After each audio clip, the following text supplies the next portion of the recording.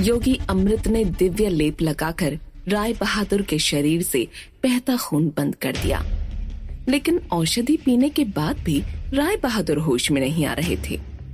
इससे परेशान योगी अमृत गंभीर होकर बोले, कैसे हो सकता है ऐसा?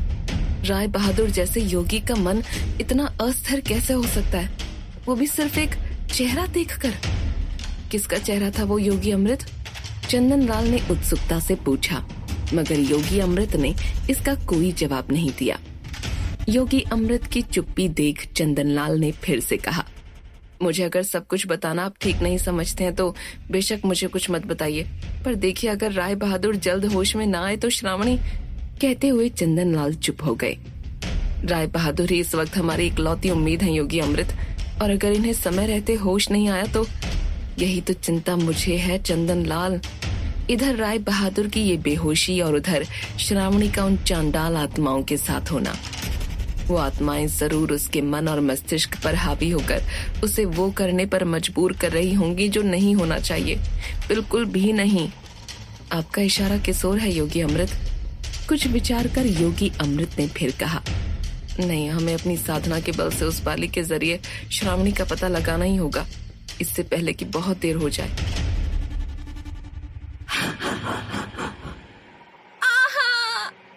राय बहादुर के रूप में खड़ा वो जानवर अब अपने पूरे राक्षसी रूप में आ चुका था। इंसानी शरीर, आग से झुलसा चेहरा, नुकीले काले दांत, लाल सुर्ख आंखें, लंबे नाखून और दिल को दहला देने वाली गुर्राहट।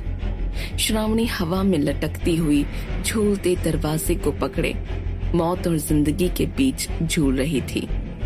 तभी उस शैतान ने अब काली शक्तियों से हवा में झूल रहे इस कमरे को झटके देना शुरू कर दिया। कभी कमरा दाएं को हो तो कभी बाएं को। कमरा कभी हवा में गोल चक्री सा घूमने लगता तो कभी भूकंप सा हिलने।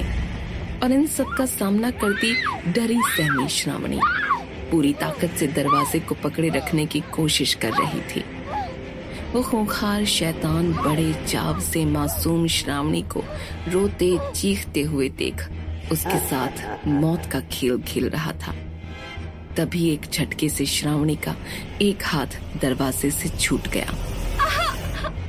श्रावणी अब सिर्फ एक हाथ के सहारे जमीन से कोसों ऊपर हवा में लटक रही थी। क्या हुआ धर्मपत्नी जी, डर गई? शैतान ने घुटनों पर बैठते हुए श्रावणी के करीब आकर कहा, तुम चाहो तो मैं ये सब अभी के अभी बंद कर सकता हूँ, सच, पर उसके लिए तुम्हें मुझे यूं सताना बंद करना होगा। चलो भी, अब बहुत हुआ, लाओ जल्दी से मुझे वो बाली निकाल कर दे दो। श्रावणी के दिमाग में अब भी राय बहादुर की कही वो बात गूंज रही थी। और हाँ, ये बाली खुद से कभी अलग मत होने देना। नहीं दूंगी, जो करना है करो, मुझे मारना है तो मार दो। डरती श्रावणी ने हिम्मत जुटाकर कहा। ऐसा चुभता जवाब सुनते ही उस शैतान का चेहरा गुस्से में आग की लपटें छोड़ने लगा।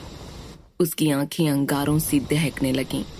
गुस्से में उसकी आंखों से खून की धाराएं बहने लगीं, जिसे अगले ही पल संभाल वो मुस्कुराकर दांत पीसते हुए बोला, कितना अजीब है ना मेरी यह असीम ताकत, फिर भी उस सरफिरे राय बहादुर की इस छोटी सी बाली को निकालने के लिए मैं भी बस। कहते हुए शैतान ने अपने नुकीले नाखून से श्रावणी के हाथ को सहलाना शुरू कर दिया, जिस हाथ से श्रावणी ने वो दरवाजा पकड़ रखा था।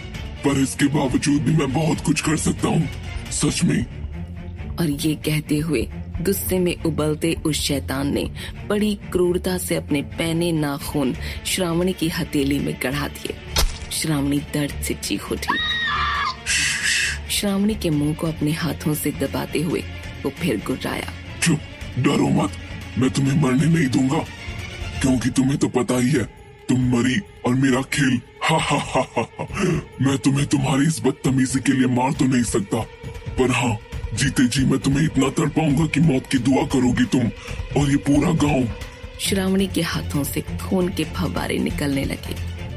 दर्द से उसकी पकड़ दरवाजे पर कमजोर होने लगी, लेकिन जालिम शैतान ने श्रावणी के चेहरे पर अब अपने पंजों के नुकीले नाखून घोंपते हुए वो धीमे धीमे उसका चेहरा नोचने लगा और पल भर में उसने श्रावणी का पूरा चेहरा चीर डाला। खून से लथपथ, दर्द से तड़पती श्रावणी का हाथ आखिर दरवाजे से छूट ही गया। श्रावणी चीखती हुई जमीन की ओर गिरने लगी। डर और तकलीफ से चीखती श्रावणी जैसे किसी अनंत में झूल रही हो। किसी भी पल अब मौत का दरवाजा खटखटाएगी। इसी इंतजार में वो हर एक पल में अपनी मौत का दर्द सह रही थी, पर मौत थी कि आने का नाम ही नहीं ले रही थी। श्रावणी का शरीर तेज गति से नीचे की ओर गिर रहा था, मगर कहां पता नहीं। सैकड़ों मौतों का दर्द झेलती, चीखती, बिलखती श्रावणी की आंखें इस बीच कब बंद हुईं और वो बेहोश हो गई, उसे पता भी ना चला। आंख खुलते ही सांस लेने की छटपटाहट में श्रावणी ने पूरी ताकत से पानी में हाथ पैर मारना शुरू कर दिया, पर उसका शरीर किसी गहरी नदी के अंदर डूबता चला जा रहा था। किसी मछली सी तड़पती श्रावणी तैरने की भरपूर कोशिश कर रही थी, पर जैसे खुद पानी उसे नीचे खींच रहा हो। श्रावणी चीखी, चिल्लाई, पर सिर्फ पानी के बुलबुले उसके मुंह से बाहर निकल रहे थे। वो यहाँ कैसे पहुंची उसे कुछ याद नहीं, लेकिन तभी अचानक दो हाथ उसके कंधों पर आए और उसे खींचते हुए पानी से बाहर निकालने लगे। ये हाथ केशव के थे। भयनगर के गहरे तालाब में डूबती श्रावणी को बाहर निकालते ही उसके शरीर में घुसा पानी उसके मुंह से बाहर आने लगा और खांसती हुई श्रावणी एक गहरी सांस लेते हुए उठ बैठी। उसे सांस लेने में अब भी तकलीफ हो रही थी। श्रावणी तू ठीक है बेटी? बापू। अपने बापू को सामने देखते ही श्रावणी जोर से उनके गले से लिपट रोने लगी। बापू मैं बुआ, उसने मुझे हाथ और चेहरे पर यहाँ। बोलते हुए श्रावणी अचानक रुक गई। श्रावणी ने अपने हाथ और मुंह को छूकर देखा, मगर उस शैतान के गड़ाए नाखूनों के कहीं कोई निशान नहीं थे। श्रावणी ने हैरान हो पूछा, बाबू वो निशान, मैं यहाँ कैसे आई? केशव बनावटी मुस्कान लिए बोला, तुझे तो पता ही है बेटी, वो तेरे शरीर में, उसके बाद तुझे कुछ याद नहीं रहता। तू नहा रही थी तालाब में और अचानक डूबने लगी, फिर मैं तालाब में कूदा। केशव श्रावणी को सारी कहानी सुनाने लगा। श्रावणी ने देखा तालाब पर उन दोनों के अलावा कोई नहीं था। बाबू तालाब पर और कोई क्यों नहीं है? और मैं तो तालाब में कभी नहीं नहाती, फिर आज? अब मैं क्या जानूं, तू आज ही सुबह सुबह जिद करने लगी बाबू तालाब पर चलना है तो मैं। बाबू कल क्या हुआ था? श्रावणी ने बात काटते हुए पूछा। मैं वो उस जंगल में थी, फिर वो कमरा, राय बहादुर, फिर वहां से मैं गिरी, फिर वो शैतानी जानवर। श्रावणी टूटी कड़ियों को जोड़ने का प्रयास करने लगी। अरे कुछ नहीं ललनी, ज्यादा मत सोच। वो कल तुझे वो दौरा हुआ, फिर तू रात को ही घर आ गई, फिर। ललनी? बापू आप तो मुझे कभी ललनी नहीं बोलते। श्रावणी ने टोकते हुए पूछा। यानी अब तू मुझ पे शक कर रही है बेटी? मैं तेरा बापू हूँ श्रावणी। जाने क्या जादू कर दिया है मेरी बेटी पर उन आत्माओं ने।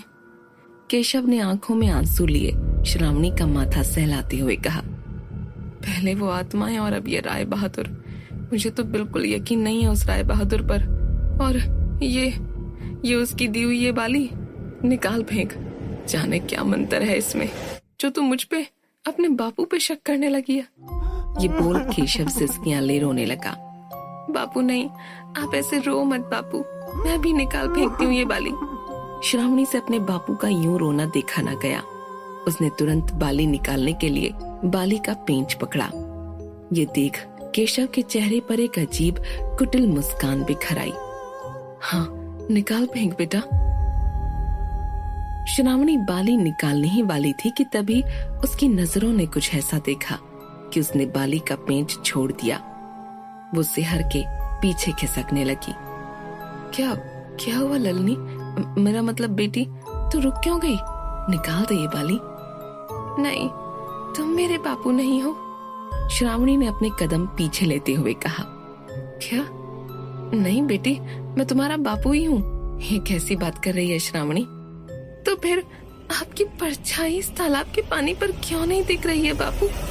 केशव पलटा। सचमुच उसकी परछाई पानी पर नहीं दिख रही थी। श्रावणी को कुछ समझ नहीं आ रहा था कि क्या हकीकत है और क्या छलावा। बापू मुझे कुछ समझ नहीं आ रहा बापू, श्रावणी रोते हुए बोली। केशव अब भी तालाब की ओर देख रहा था, पर इस बार जब वो पलटा तो उसकी गर्दन पर चेहरा नहीं, एक नरमुंड सजा था। हड्डी के उस नरमुंड के मुंह से एक साथ सैकड़ों केंचुए निकलने लगे। उसके गले की नसें बाहर निकलकर झूलने लगीं और उसका धड़ गर्दन और पैरों के बीच तेज गति से गोल गोल घूमने लगा। अपने बापू का इतना डरावना रूप देख श्रावणी के हलक में जुबान अटक गई। उसकी आंखें फटी की फटी रह गईं। केशव गुर्राया, क्या समझ में नहीं आ रहा तुझे मेरी ललनी? नरमुंड का इतना कहना था कि अचानक सारा तालाब सूख गया। पेड़ झड़ने लगे और पल भर में पूरा इलाका रेगिस्तान हो गया। हर तरफ रेत के ऊंचे टीले और कुछ नहीं। श्रावणी भागने के लिए पलटी, पर उसे रोकने के लिए जगह जगह से चीखते चिल्लाते हड्डी के नर कंकाल रेत के टीलों को फाड़ते हुए जमीन से निकलने लगे। अपने आप को बचाती श्रावणी गिरती पड़ती बेतहाशा भागने लगी। बचाओ बापू! कुछ ही देर में पूरे रेगिस्तान में जहां देखो वहां नर कंकालों का ढेर लग गया। रेगिस्तान में दूर दूर तक कोई इंसान नहीं, न ही पानी का कोई निशान। श्रावणी का शरीर थककर रेत पर गिरने लगा। प्यास से उसका गला सूख चुका था, पर नर कंकाल अब भी पीछे थे। आखिरकार श्रावणी के पैरों ने जवाब दे दिया, मगर जैसे ही वो रेत पर गिरी उसने पाया कि वो फिर से उसी जंगल में थी जहां से उसने शुरुआत की थी। वही लंबे काले घने पेड़ों वाला भयानक जंगल। श्रावणी प्यास से तड़पने लगी। उसमें उठने की ताकत नहीं बची थी। पानी पानी बोलते हुए उसके होंठ सूख कर थमने लगे। उसकी नजरें धुंधली हो चुकी थीं। उसे ऐसा लगा जैसे अब अंततः वो मौत से मिलने वाली है। पर तभी उन काले पेड़ों की ऊंची शाखाओं से एक साथ बहुत सा पानी उसके ऊपर बरसने लगा, जिससे श्रावणी को कुछ होश आया। पानी देखते ही प्यास से मर रही श्रावणी किसी जानवर सी जमीन पर गिरा पानी ही चाट चाट कर पीने लगी। उसके शरीर में थोड़ी चेतना आई ही थी कि फिर पेड़ों के पीछे वही शैतानी आवाज गूंजी। कहा था ना मैंने धर्मपत्नी जी कि मैं तुम्हें मार नहीं सकता, पर हाँ, जीते जी तुम्हें इतना तड़पाऊंगा कि तुम मौत की दुआ करोगी। ये तो बस शुरुआत है। अब तुम्हारी मर्जी, या तो ये झेलो या तुम्हें पता ही है कि मुझे क्या चाहिए, है ना ललनी?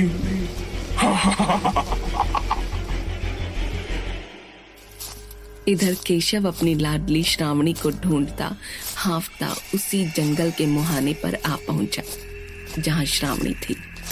इस डरावनी रात और माहौल से उसे जितना डर लग रहा था, उससे कहीं ज्यादा उसे अपनी बेटी श्रावणी की फिक्र थी। मन ही मन वो प्रार्थना कर रहा था कि उसकी बेटी सलामत हो। जिस जंगल में श्रावणी उन चांडाल आत्माओं के साथ थी, उसके बारे में कहा जाता है कि उन चांडाल आत्माओं की मर्जी के बिना वहां किसी का भी जाना नामुमकिन है। यहाँ तक कि वो जंगल भी किसी को उन आत्माओं की मर्जी के बिना दिखाई नहीं देता है। केशव पहली बार इस जंगल को भयनगर में देख रहा था। इतने सालों से भयनगर में रहने के बाद भी न उसने ये जंगल कभी देखा था, न ही इसके बारे में कभी किसी से सुना था। हिम्मत करके केशव इस अनजान जंगल में अपनी बेटी को ढूंढने घुस गया, जहां कहा जाता है कि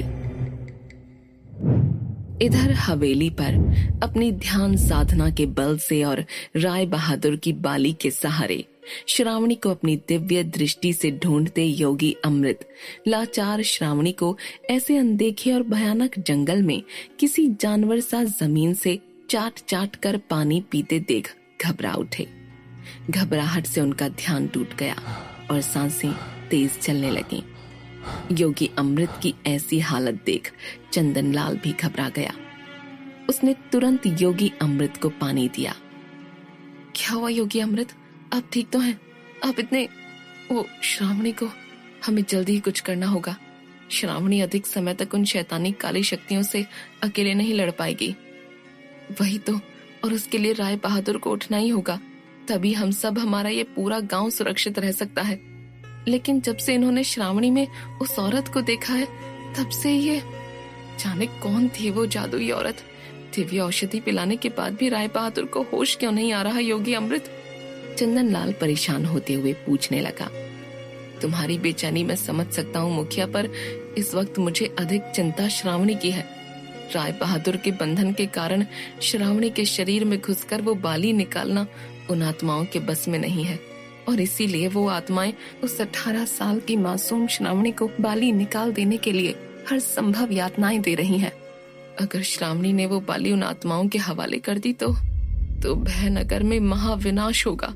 उस बाली से बंधी उन आत्माओं की सभी शक्तियां फिर आजाद हो जाएंगी, और इस बार तुम सोच भी नहीं सकते, वो क्रोधित आत्माएं इतनी ताकत से सब कुछ तबाह करने के लिए, इस शादी को रोकने के लिए आएंगी, और वो हर भयानक काम करेंगी जो हमारी सोच से भी परे है। राय बहादुर की तरफ देख योगी अमृत बोले, और शायद हो सकता है वो राय बहादुर के होश में आने से पहले इन्हें नहीं, हमें इनके होश में लौटने का इंतजार न करते हुए श्रावणी की मदद करनी होगी। अपनी साधना से उन चांडाल आत्माओं की ताकतों को कमजोर करना ही होगा। क्या योगी अमृत अपनी साधना से उन आत्माओं को रोक पाएंगे? क्या मजबूर होकर श्रावणी वो बाली निकाल देगी? राय बहादुर के यूं बेहोश होकर मूर्छित होने का क्या राज है? जानने के लिए सुनते रहिए भयनगर, सिर्फ पॉकेट FM पर।